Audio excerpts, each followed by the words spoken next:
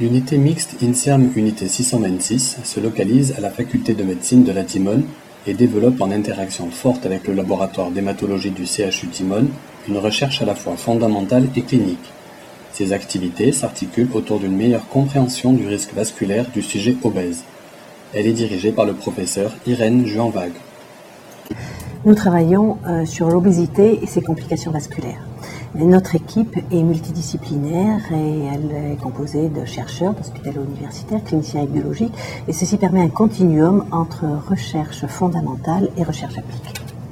Alors l'obésité, dont la prévalence est en forte augmentation, et ceci est un réel problème de santé publique, se complique de diabète et d'accidents vasculaires comme l'infarctus du myocarde ou les accidents vasculaires cérébraux. En fait, ce ne sont pas toutes les formes d'obésité qui sont dangereuses. Déjà en 1947, le professeur Jean Vague, qui était professeur à la faculté de médecine de Marseille, avait décrit une certaine forme d'obésité qui était dangereuse. Cette obésité s'appelle l'obésité androïde ou obésité abdominale et elle est très répandue et elle se caractérise par une répartition de la graisse dans la partie supérieure du corps, avec une accumulation de graisse abdominale, comme on le voit sur ce schéma. Et c'est cette forme d'obésité, ce type de graisse, qui s'accompagne de pathologies vasculaires. Alors nous cherchons à comprendre quels sont les mécanismes qui associent l'accumulation de cette graisse abdominale et l'infarctus du myocarde. Et nous en avons découvert l'un d'eux, nous sommes pour cela reconnus internationalement, c'est le PAIA, et Marc-Christine Alissi vous en parlera tout à l'heure. Nous cherchons aussi à identifier des facteurs de risque chez l'obèse qui peuvent prédire l'accident vasculaire et nous cherchons à prévenir ces accidents vasculaires.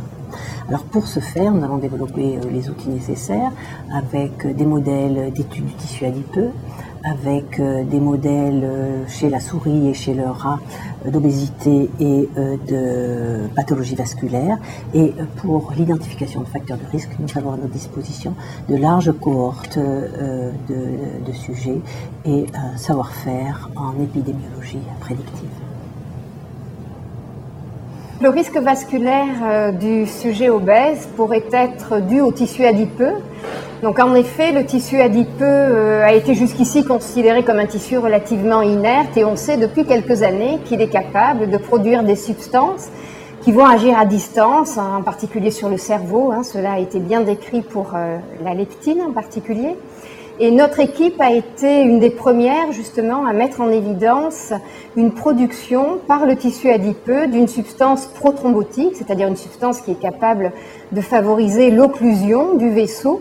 Donc cette substance a été purifiée, nous avons mis au point des méthodes de dosage et nous avons en particulier observé que les taux élevés de cette substance étaient capables de prédire le développement d'un infarctus du myocarde.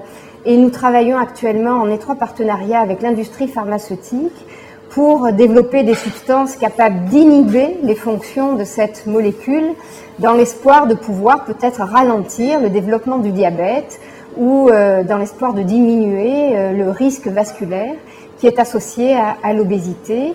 Et nous testons ces molécules dans des modèles d'obésité développés chez le rongeur et nous sommes en train de développer une plateforme d'exploration métabolique du petit animal sur le site de la Timone. Nous avons travaillé pendant longtemps sur l'inflammation et avec Gene Albon, nous avons montré l'importance de la maturation du TNF-alpha dans le développement de la pathologie vasculaire. L'adipocyte participe au phénomène inflammatoire et notre projet est d'étudier la régulation de la production de certaines molécules de l'inflammation par l'adipocyte et leur effet au niveau de l'adipocyte et sur la pathologie vasculaire. Nous nous intéressons aux mécanismes moléculaires qui contrôlent le développement du tissu adipeux et le développement des vaisseaux. Et donc notre approche est d'étudier ces mécanismes dans un modèle de cellules souches embryonnaires en culture. Les cellules souches embryonnaires ont la capacité de reproduire tous les tissus de l'organisme. Et nous savons in vitro reproduire toutes ces différenciations, comme par exemple ici vous avez un exemple de neurones, d'adipocytes, de cardiomyocytes qui peuvent se contracter spontanément en culture, ou encore de cellules endothéliales. Et donc nous nous intéressons aux mécanismes qui contrôlent ces différenciations. Parmi les différents tissus adipeux viscéraux, le rôle du tissu adipeux épicardique pourrait être majeur en raison de sa localisation et du contact direct avec les artères coronaires. Grâce à une étude nécropsique, nous avons montré que la quantité de ce tissu adipeux épicardique augmente avec l'âge, le tour de taille, l'hypertrophie cardiaque et le degré de lésion coronaire. Une étude morphofonctionnelle et de l'expression génique de ce tissu est en cours. Il existe très peu de modèles animaux d'obésité viscérale d'origine environnementale. Nous avons donc développé un modèle de suralimentation postnatale précoce chez le rat qui induit des anomalies métaboliques et de l'axe corticotrope tout à fait comparables à celles du sujet humain.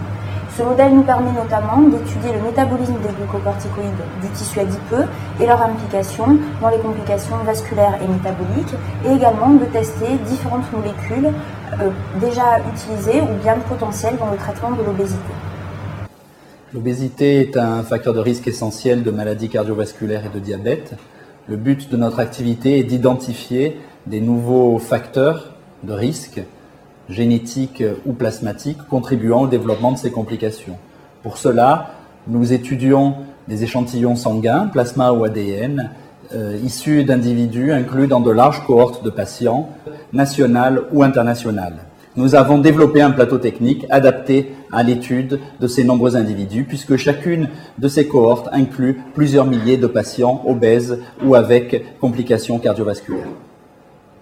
Notre recherche porte sur une thématique émergente, celle de considérer le tissu adipeux non plus comme un tissu statique, mais comme un tissu susceptible de sécréter des molécules capables d'influencer à distance le fonctionnement de différents tissus, en particulier le tissu vasculaire. Et nous pensons pouvoir identifier de nouvelles voies thérapeutiques pour prévenir le risque vasculaire, le risque de diabète du sujet obèse.